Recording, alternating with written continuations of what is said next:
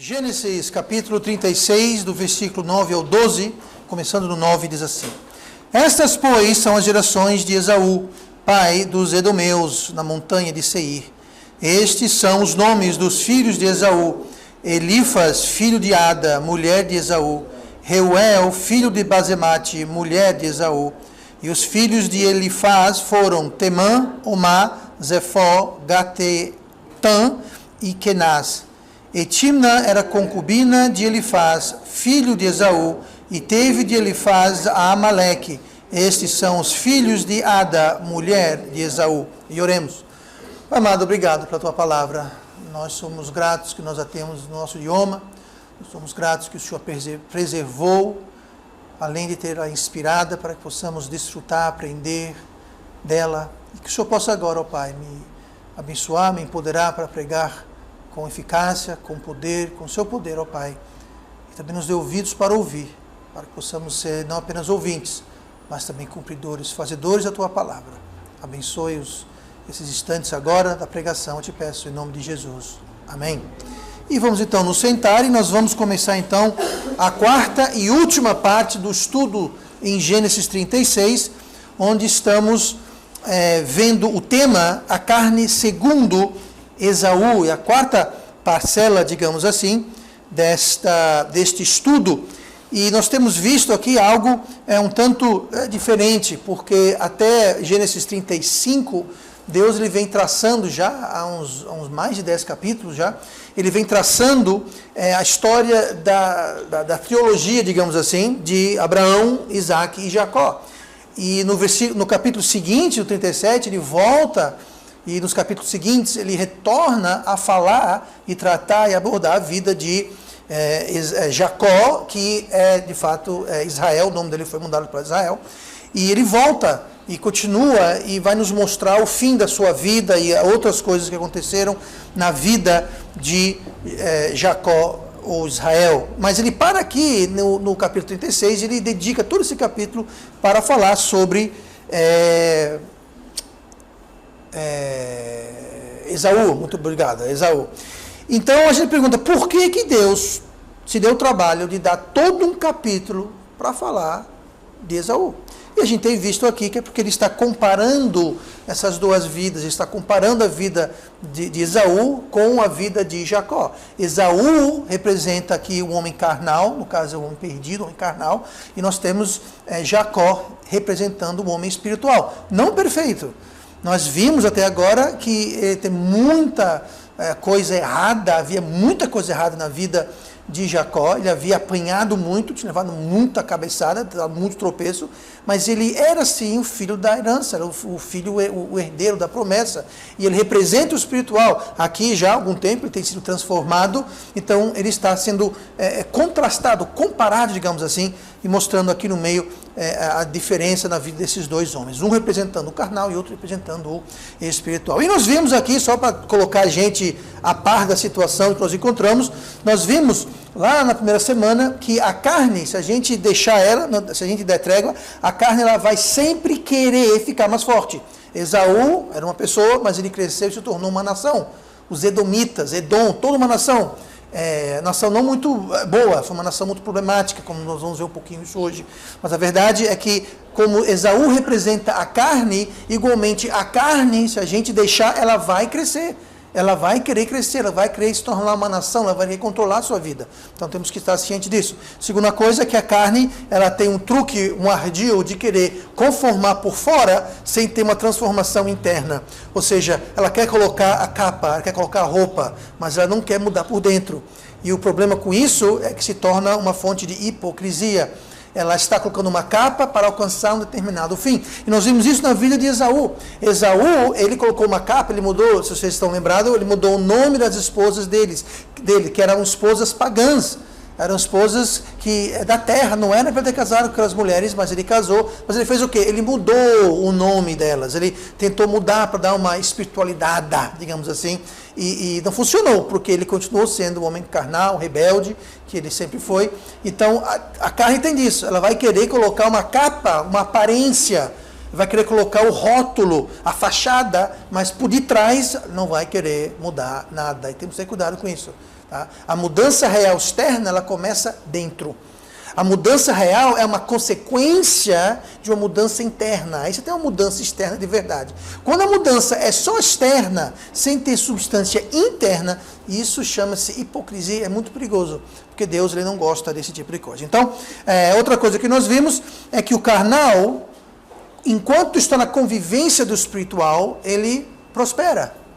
Ele ganha benefícios. Nós vimos isso na vida de Esaú, na semana passada. Nós vimos isso em alguns exemplos do Novo Testamento, onde fala que quando o cônjuge, tem dois cônjuges, um salvo e um perdido, o cônjuge perdido, o cônjuge carnal, ele é abençoado, e os filhos são abençoados pelo cônjuge que é espiritual.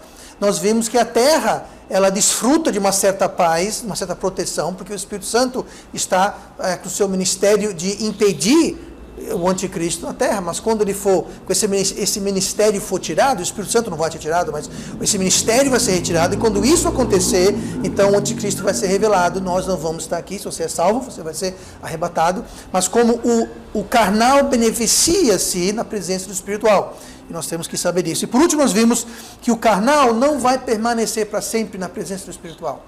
Ele pode ficar por um tempo na presença do espiritual, mas ele não vai ficar muito tempo. Pode ser 5 minutos, pode ser 5 horas, 5 dias, 5 meses, 5 anos. Mas vai chegar uma hora que o espiritual ele vai se apartar, que o carnal vai se apartar do espiritual. Foi o caso de Esaú. Ele permaneceu na terra prometida e beneficiou-se com isso. Mas ele ficou lá enquanto Jacó não estava presente. Assim que Jacó voltou do seu exílio autoimposto, lá da terra do seu tio, da terra de Labão, assim que ele retornou, o que foi que Esaú fez? Ele foi-se embora, deixou a terra prometida, ele não ficou ali o tempo todo. Então, essas verdades que nós vimos, elas se aplicam muito a nós, muito práticas essas verdades. E hoje eu quero falar sobre algumas outras coisas, duas coisas na realidade, e vamos resumir o capítulo 36 esta noite. Então, olhe comigo no versículo 12, e diz assim: E Timna era concubina de Elifaz, filho de Esaú, e teve de Elifaz a Amaleque. Olhe e note bem essa palavra aí, Amaleque. Amaleque foi um descendente de Esaú. Amaleque, ele era uma pessoa, um filho, porém, ele se transformou também em um povo. Agora, os amalequitas, os descendentes de Amaleque, que eram descendentes de Esaú, a linhagem é essa, Esaú gerou Amaleque, Amaleque gerou os amalequitas, daí o nome. E os amalequitas, eles são um dos mais infames dos descendentes de Esaú. Todos os edomitas não eram lá grande coisa, boa, mas os amalequitas tinham um lugar especial com sua infâmia. E vários exemplos nós temos na Bíblia da animosidade que eles tinham, a animosidade que os amalequitas tinham com o povo de Deus. Em Deuteronômio 25, versículo 17, quando o povo estava saindo do Egito, seria muito mais prático, mais seguro e mais rápido para eles passarem atravessando a terra dos amalequitas. E Moisés falou: olha, nós não vamos pegar comida, nós não vamos destruir nada, qualquer dano que a gente fizer a gente vai reparar, qualquer água que a gente usar nós vamos pagar, a gente não está pedindo nenhum favor, nada de graça, nós só queremos passar. Sabe o que eles fizeram? Versículo 17, é Deus falando: lembra-te do que te fez Amaleque no caminho.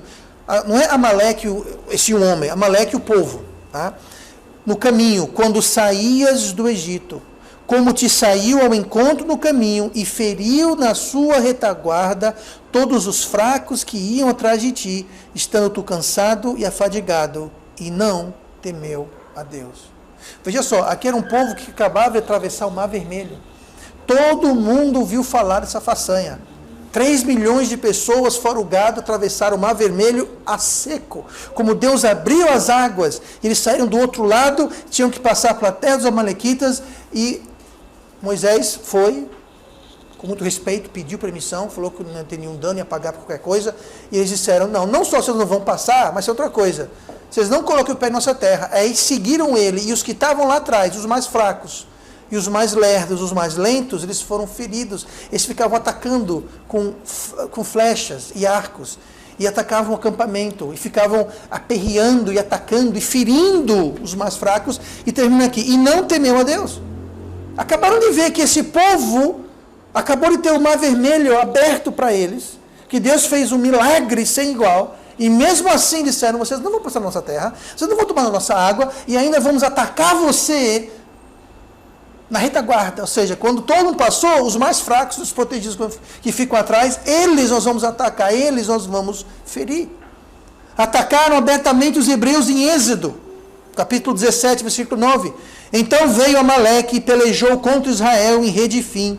Por isso disse Moisés a Josué, escolhe-nos homens e sai, peleja contra Amaleque. Amanhã eu estarei sobre o cume do outeiro e a vara de Deus estará na minha mão. Veja assim, agora aqui, eles não é que estavam seguindo e atacando, seguindo e ferindo. Agora eles atacaram abertamente o povo de Deus. Não sei se vocês conhecem o episódio quando Moisés aqui, quando fala que ele estava com essa vara de Deus que ele erguia, e sempre que Moisés erguia a vara no ar, Israel ganhava a batalha. Aí os seus braços ficaram cansados, e ele, ao passo que ele ia baixando os braços de cansados, aí a batalha era perdida, e os amalequitas ganharam. Pois bem, o que aconteceu aqui foi que Moisés chamou Caleb e chamou Josué para vir levantar os braços, apoiar o braço de Moisés, para erguer a vara de Deus, para que a batalha fosse ganha. Pois é, sabe o que era o inimigo? O inimigo era esse daqui, eram os amalequitas, que estavam fazendo isso com o povo de Deus. Eles mais uma vez voltaram a atacar o povo de Deus, de Números 14, 45. Então desceram os amalequitas e os cananeus que habitavam na montanha e os feriram, derrotando-os até Ormá. Aqui os amalequitas se juntaram com os cananitas, que era o povo pagão na terra. Gente, esses daqui eram da mesma família. Esses daqui eram descendentes de Esaú, que era irmão de Jacó. Mas você veja como a descendência de Esaú não quis nada a ver com a descendência espiritual de Jacó. Muito pelo contrário, se negaram a ajudar e até atacaram, atrapalharam e fizeram tudo o que podia para ser um problema. Eles atacaram também Davi e o seu bando quando ele fugia do rei Saul. 1 Samuel 30, versículo 1, fala assim: sucedeu, pois, que chegando Davi e os seus homens ao terceiro dia a Ziclag, já os amalequitas tinham invadido o sul, e tinham ferido a Ziclag, e a tinham queimado a fogo, e tinham levado cativas as mulheres e a todos os que estavam nela, tanto pequenos como grandes, a ninguém, porém, mataram, tão somente os levaram consigo, e foram seu caminho. Davi e seus homens saíram dessa cidade Ziclag, onde eles moravam, eles saíram e logo depois vieram os amalequitas, sabendo que os homens tinham partido, só tinha mulheres e crianças, entraram na cidade, levaram as mulheres e as crianças cativos e levaram tudo, saquearam todas as riquezas de Ziclag e foram embora.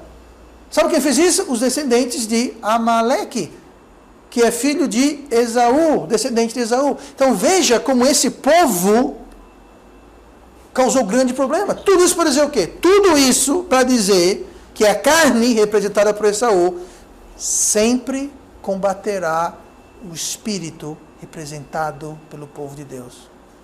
Você vê aqui que não foi... Eu li aqui 4 exemplos, mas não são os únicos. A Bíblia está cheia de exemplos onde os amalequitas e outros descendentes de Esaú atacaram e atrapalharam e feriram constantemente o povo de Deus. Por quê? Porque a carne, o carnal, vai sempre batalhar o espiritual. Sempre, sempre, sempre, sempre, sempre. Por isso, e por outras coisas, que Deus disse que iria destruir o povo. Êxodo 17, 14 fala assim: então disse o Senhor a Moisés: escreve isto para a memória num livro e relata-os aos ouvidos de Josué, que eu, Deus falando, que eu totalmente hei de riscar a memória de Amaleque de debaixo dos céus. Sabe uma coisa? Hoje no mundo, e já há muito tempo, não existe um descendente de Amaleque. E nem de Esaú. Mas Deus cumpriu. Ele falou, por causa disso, por causa dessa afronta, por causa disso aqui, não vai ficar um amalequita vivo, vai acabar, eles vão sumir da face da terra. E de fato sumiram, não existem. Há muito tempo não existe nenhum amalequita mais na terra. Alerta então, é para a gente ficar de olho na carne, gente. Sempre de olho na carne. Do mesmo jeito que o povo de Deus foi sempre atacado, sempre importunado por Amaleque, representando aqui a carne e descendência de Esaú. A nossa carne também. A carne das outras pessoas também. Nós temos que lutar primeiramente contra a nossa carne, mas ficar de olho porque é a carnalidade da carne de outras pessoas que vão sim ser uma fonte de contrariedade do Espírito. Sempre vai ter contrariedade, fique muito alerta. Não obstante as vitórias que nós temos, não obstante o progresso e o tempo que já passou, apesar das bênçãos e livramentos que nós temos em nossas vidas, a carne sempre está contrária ao Espírito. Sempre. Nunca vai chegar o dia que você vai dizer, pronto, posso descansar. Posso ficar tranquilo, a carne está vencida, a carne não vai me incomodar mais. Esse dia não vai chegar nunca, até que você ou morra fisicamente neste mundo, ou você seja arrebatado. Jesus vier e arrebatar a sua igreja. Mas até aquele momento, não tem trégua da carne. E bobo é o crente que acha que tem, porque aí, quando o crente pensa que não tem que se preparar com a carne, ele já está no papo. Já está no papo. Porque vai baixar a guarda. Ele não vai vestir a armadura de Deus, ele não vai ficar atento, não vai vigiar. Por quê? Ele não está sabendo. Mas a Bíblia fala, sempre estará lá. A carne sempre será contrária ao Espírito. Gálatas 15, 17, versículo conhecido. Porque a carne cobiça. Essa cobiçar quer dizer eles brigam, eles estão em contenda. A carne cobiça contra o Espírito e o Espírito contra a carne. E este opõe-se um ao outro. Não há harmonia com o Espírito e a carne, não há harmonia nenhuma. Eles se opõem, são contrários.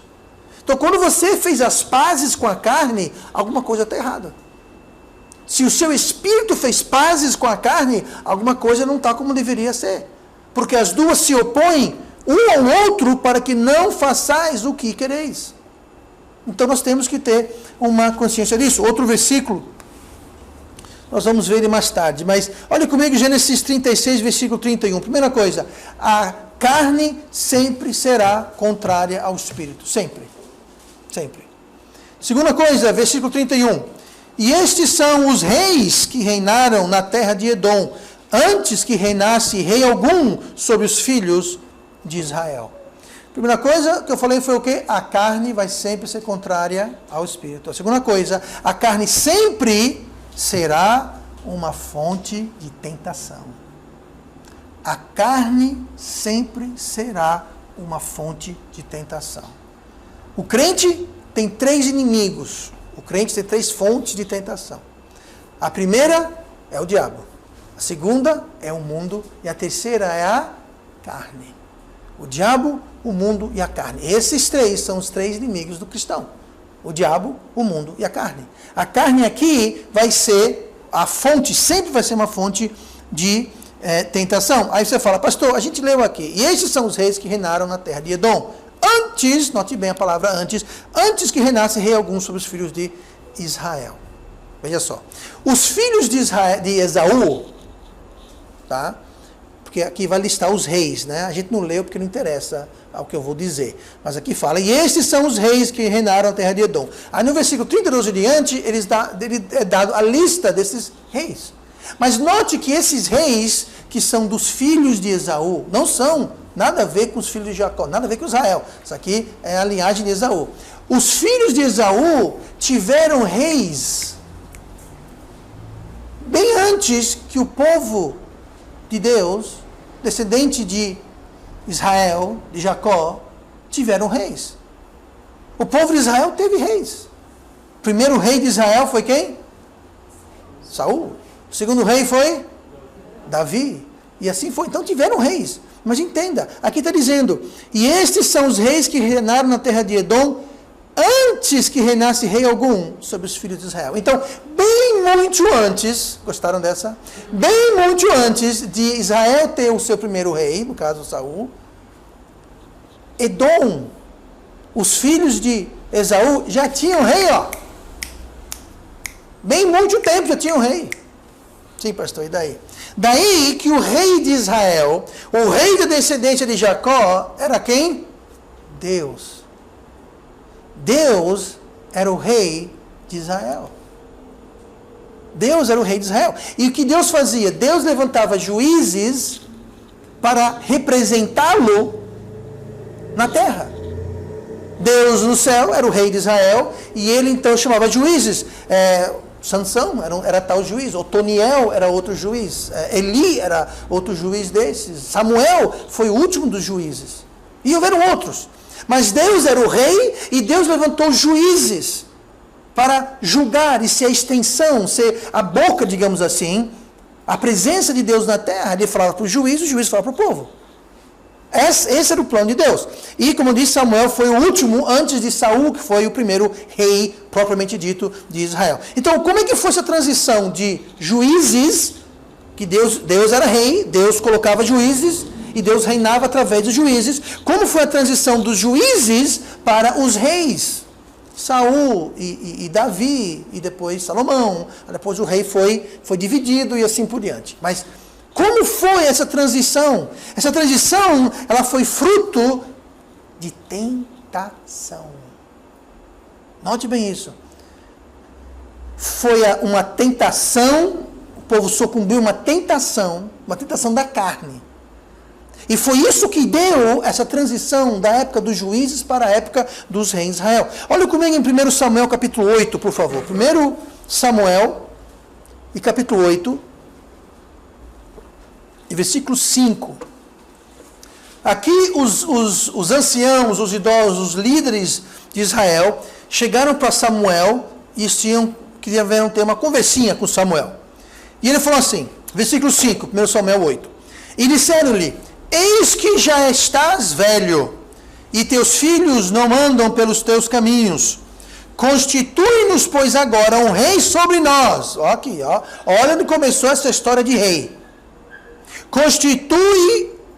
Constitui-nos, pois, agora um rei sobre nós, para que nos julgue, como o tem todas as nações. Sabe que nações eram essas? Edom, os amalequitas, a descendência de Esaú, os edomitas, os amalequitas e outros, eles todos tinham um rei. Nós lemos isso no versículo 31 de Gênesis 36. E estes são os reis que reinaram na terra de Edom antes que reinasse rei algum sobre os filhos de Israel. Então veja só, Israel estava lá, Deus era o rei, tinha os juízes que julgavam e eram a boca de Deus, digamos assim, e tinham as nações descendentes de Esaú morando, as nações estavam lá, e eles tinham rei. E o povo de Israel falou: constitui-nos agora um rei sobre nós, para que nos julgue como tem as outras nações. Versículo seguinte, o 6. Porém essa palavra pareceu mal aos olhos de Samuel, quando disseram: dá-nos um rei para que nos julgue. E Samuel orou ao Senhor, e disse o Senhor a Samuel: ouve a voz do povo em tudo quanto te dizem, pois não te tem rejeitado a ti, antes a mim. Deus falando. Antes a mim me tem rejeitado, para eu não reinar sobre eles. Eles disseram: a gente não quer Deus como nosso rei. Eu não quero Deus reinando sobre a gente. Nós quer ser igual ao mundo. Nós quer ser, eu sei que a gramática falha, mas nós queremos ser igual às nações descendentes de Esaú, que representa a carne. Eles disseram: nós não queremos Deus espiritual, nós queremos ser como a carne. Nós queremos ser como esses povos carnais, esses povos rebeldes, como a descendência de Esaú. Nós queremos ser como eles. Já pensou um crente fazendo isso? Quando o crente fala: eu quero ser igual ao mundo, eu quero ter as coisas do mundo, eu quero falar, andar, me vestir, fazer tudo igual ao mundo. Eu quero ser igual ao mundo. Foi exatamente isso. Eles estavam dizendo: Deus, nós não queremos você como rei, nós queremos fazer igual ao mundo. Quando nós fazemos isso, nós fazemos a mesma coisa. Nós não queremos nos submeter a Deus. A gente quer fazer igual ao mundo. Por isso que hoje tem tanta igreja. Outro dia alguém está me contando, passando em frente a uma igreja, não sabia se era um bar ou se era uma igreja. Tamanha folia lá dentro. Por isso que a gente vê hoje em dia, em vez da igreja estar adentrando o mundo, está o mundo entrando nas igrejas. Eu não me refiro apenas em questão de música, mas em tudo. Em tudo. Não é à toa que crente tem fama de fofoqueiro, desonesto, veiaco, adulto, mentiroso, enganador. Por que será isso? Sabe por quê? Porque muitas vezes não é falsa acusação, não. Porque o mundo está nas igrejas. Sabe o que é isso? Quando a pessoa rejeita Deus, fala, eu não quero ter Deus como meu rei. Eu quero ser igual às outras nações ao nosso redor. Pastor, eu quero ser igual aos meus colegas do trabalho, colegas de faculdade, eu quero ser igual aos meus colegas na escola, eu quero ser igual à vizinhança, minhas amigas, meus amigos, eu quero ser igual ao mundo. Eu quero fazer e aparecer igual ao mundo, eu não quero essa história de espiritual, eu quero carnal. Sabe o que é isso? É uma fonte de tentação. A carne. Se esses povos ao redor deles não tivessem reis, talvez o povo de Israel não tivesse sido influenciado para desejar um rei, rejeitando Deus. Então veja, porque nós devemos domar e controlar e subjugar e crucificar a nossa carne e ficar atento para não ser tentado pela carne das pessoas ao nosso redor. Porque da carne vai vir tentação. Então, quanto mais você alimenta a sua carne e anda em proximidade com a carne, a carnalidade do mundo, você vai ter mais tentação. E quanto mais tentação, você vai mais ter a propensidade para pecar. Gente, tentação não é pecado. Jesus nunca pecou. Depois do seu batismo, ele passou 40 dias no deserto, sendo o quê? Tentado pelo diabo. Tentação não é pecado. Pecado é você cair em tentação. Porque quando você cai na tentação, você cai no pecado. Jesus foi tentado, mas nunca caiu. Então, em vez de andar em tentação e cair no pecado, evite a tentação. Porque se você cair, você vai cair em tentação e não cair da tentação. Você vai cair em tentação, que não é pecado. Mas para isso nós temos que vigiar, nos apartar e nos separar da carne, da carnalidade, de pessoas carnais, de lugares e atividades e qualquer coisa que vá nos influenciar, porque vai nos influenciar. Ah, não vai não. Tá bom, tá certo. Fale comigo que é 6 meses, 3 meses, 2 meses. Vamos ver se vai influenciar você. Vai influenciar. Todos nós estamos suscetíveis a isso. Então o povo de Deus rejeitou os juízes, por quê? Porque foram tentados a ser igual ao mundo. Isso acontece com crentes hoje. A tentação não é um problema. O problema é estar fraco e cair da tentação ao pecado. Então, Edom tinha um rei. O povo de Israel queria um rei também. Ah, se eles têm, eu também quero ter. Israel estava de olho naquilo que era carnal. Eles ficavam olhando assim. Gente, fique tão longe da carne que você não pode nem olhar e ver nada. Não ande tão próximo da carne que você está vendo o que está acontecendo. Sabe por quê? Porque você também é carnal, eu também sou carnal. E quando a gente anda tão pertinho, tão grudadinho da carne, e de pessoas carnais, e de carnalidade, anda tão pertinho, tão juntinho, que a gente daqui a pouco atravessa aquela linha invisível sem perceber. E só vamos perceber quando a coisa estiver muito mais complicada. Eles queriam ter um rei como o tem todas as nações. Recusaram a vontade de Deus para a vida deles em troca da carne. Deus falou, eu sou o rei deles. E disseram, a gente não quer isso. Deus, essa é a sua vontade, não é a minha vontade. Eu quero ser como as nações. Eu estou rejeitando você, Deus. Veja bem, ninguém fala isso. Ninguém fala, Deus, eu estou rejeitando você. Vamos registrar em cartório. Ninguém faz isso. Mas nós fazemos isso sempre que a gente opta pela carne. Sempre que nós optamos pela carne. Então lembre-se, tentação sempre virá da carne e pelo que é carnal. Ninguém é tentado pelo espiritual ou coisas espirituais. Tentação não vem do espiritual. Tentação vem do carnal. Quer um exemplo? Tiago 1,13. Ninguém sendo tentado diga, de Deus sou tentado, porque Deus não pode ser tentado pelo mal e a ninguém tenta. Você diria que Deus é carnal ou espiritual? Espiritual. A Deus a ninguém tenta. Deus não tenta a gente. Sabe quem tenta a gente? O diabo, o mundo e a carne. O diabo, o mundo e a carne são fontes de tentação. Deus não é uma fonte de tentação. Por aqui fala que Deus a ninguém tenta. Por quê? Porque Deus é espiritual. Então a gente tem que vigiar a carne, porque é de lá que vem a tentação. É de lá que vai vir o tropeço. É de lá que vai vir o pecado. É de lá que nós temos que fitar os olhos, não olhando, invejando, babando, querendo, desejando, mas se afastando, para a gente se proteger disso. Resumindo, em Gênesis 36, nós vamos ver aqui o final de Esaú. Comparando a vida aqui, em breve nós vamos voltar a tratar da vida de Jacó, de Israel, mas terminando aqui, tratando da vida de Esaú, entre os versículos 33 e 39, são 7 versículos, a palavra morreu ocorre 7 vezes em 7 versículos. Você pode ler, porque se não tem tempo não vamos ler. Fulano morreu, bará, bará, bará. Morreu, bará, bará. Morreu, 7 vezes. Interessante porque números na Bíblia têm significado. E 7 é o número da perfeição, que é completo. E nesses versículos, são 7 versículos que mencionam morrer 7 vezes. Então está falando que está completando, está dizendo quão cheio está essa descendência de morte. Romanos 8,13. Porque se viverdes segundo a carne, morrereis. Esaú representa o quê? A carne. A descendência dele aqui, em 7 vezes fala morreu. É muito falar sobre morte, um atrás do outro. Morreu. Por quê? Porque quem vive pela carne, segundo a carne, morrereis. Mas se pelo Espírito mortificares as obras do corpo, vivereis.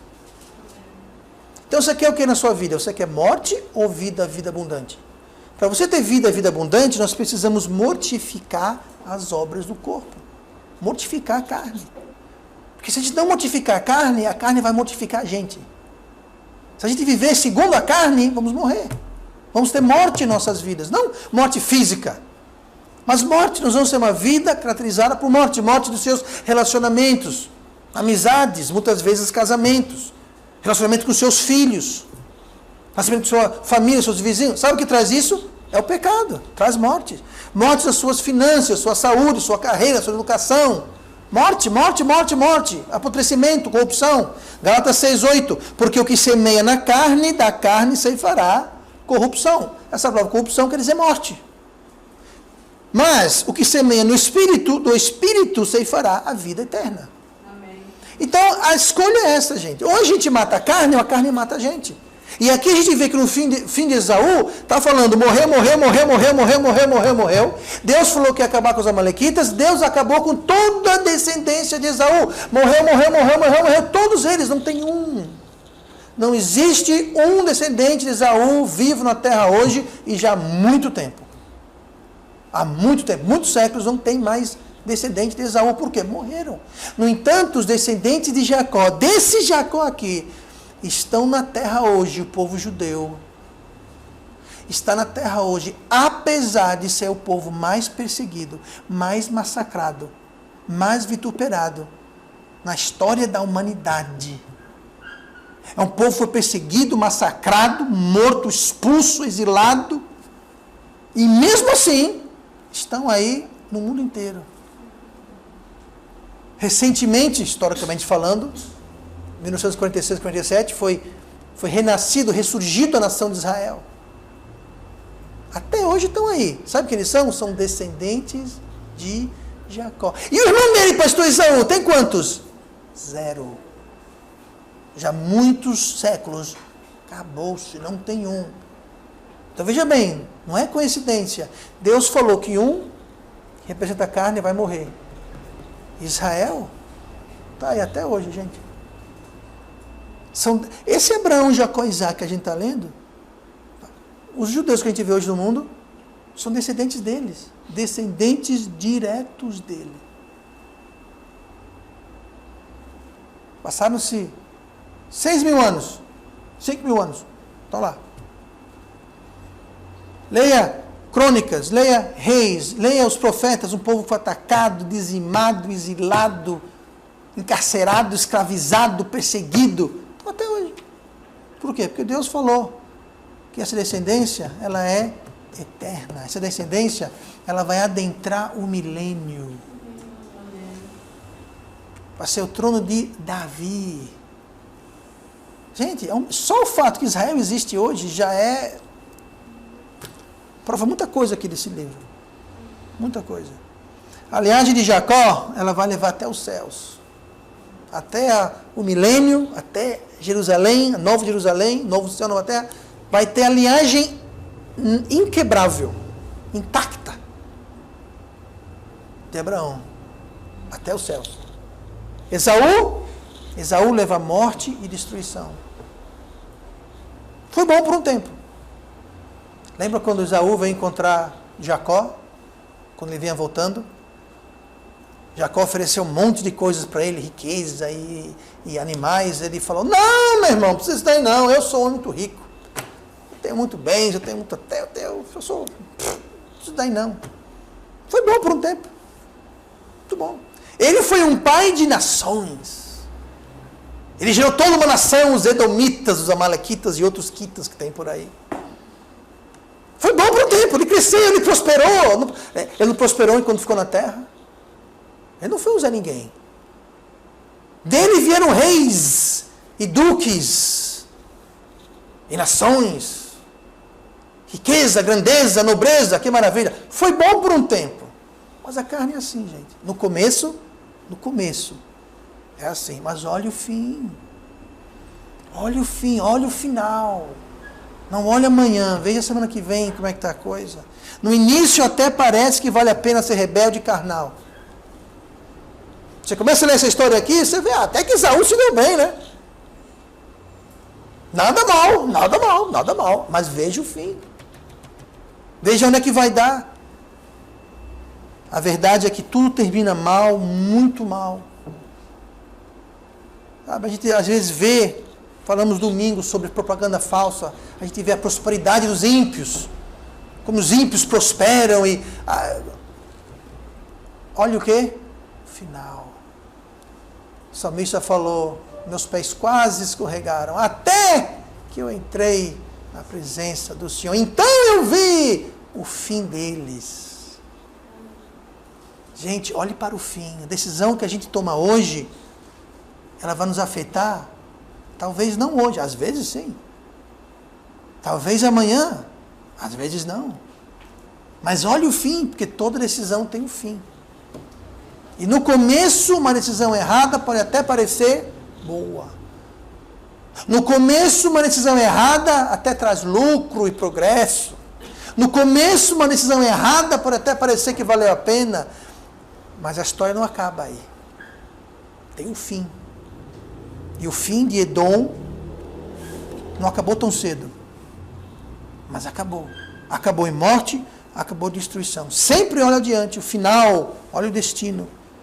Que todo aquele que vive segundo a carne está destinado a sofrer e fracassar. No começo é bom, mas o sofrimento e o fracasso estão logo atrás. Estão logo atrás. Porque se todo o erro, todo o pecado fosse amargo, ninguém pecava. Não pecava. Se não tivesse uma isca naquele anzol, peixe nenhum mordia aquele anzol. Mas é muito bom o peixe ir lá e comer aquela iscazinha, né? Até ele perceber que tem uma coisa aqui engasgando aqui na garganta. É o anzol. Você vai para a panela do pescador. Olha o fim. Olha o fim. E vamos orar. Pai amado, obrigado pela tua palavra, obrigado porque ela é perfeita.